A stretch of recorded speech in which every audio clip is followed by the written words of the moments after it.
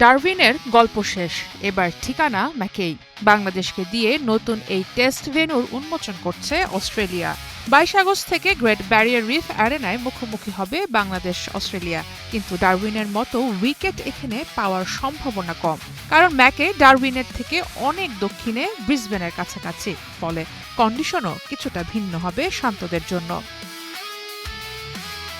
ডারউইনের মারারা স্টেডিয়ামের ধীর, নিচু ও স্পিন সহায়ক উইকেট বাংলাদেশের স্পিনারদের জন্য তৈরি করেছিল বড় সুযোগ। প্রথম টেস্টে মেহেদী হাসান মিরাজ ও তাইজুল ইসলাম সেই সুবিধাটাই কাজে লাগিয়েছেন, কিন্তু ম্যাকেইতে গল্প হতে পারে ভিন্ন। গ্রেট ব্যারিয়ার রিফ অ্যারেনায় পেসাররা বেশি কার্যকর হওয়ার সম্ভাবনাই উড়িয়ে দেওয়া যাচ্ছে না। আগের প্রথম শ্রেণীর ম্যাচগুলোর অভিজ্ঞতায় এখানে পেস বোলিং স্পিনের থেকে কিছুটা বেশি কার্যকর হয়েছে, তবে ম্যাচ যত গড়াবে স্পিনও আসতে পারে খেলায়।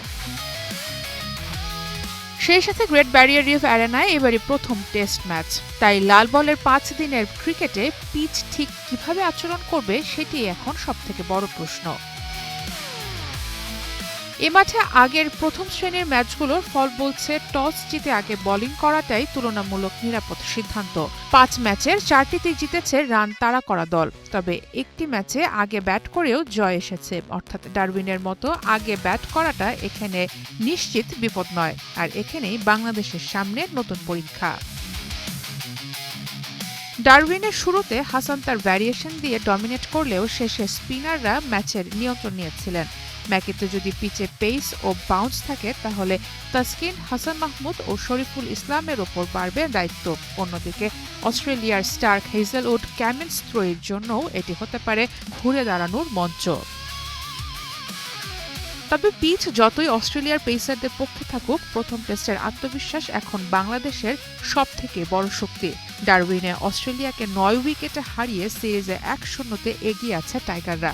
ম্যাকেতে তাই শুধু পিচের লড়াই নয়, লড়াইটা আত্মবিশ্বাসেরও। তাই ডারউইন উইকেটের স্বর্গ পেরিয়ে ম্যাকেতে পেস বাউন্সের পরীক্ষা অপেক্ষা করছে বাংলাদেশের সামনে।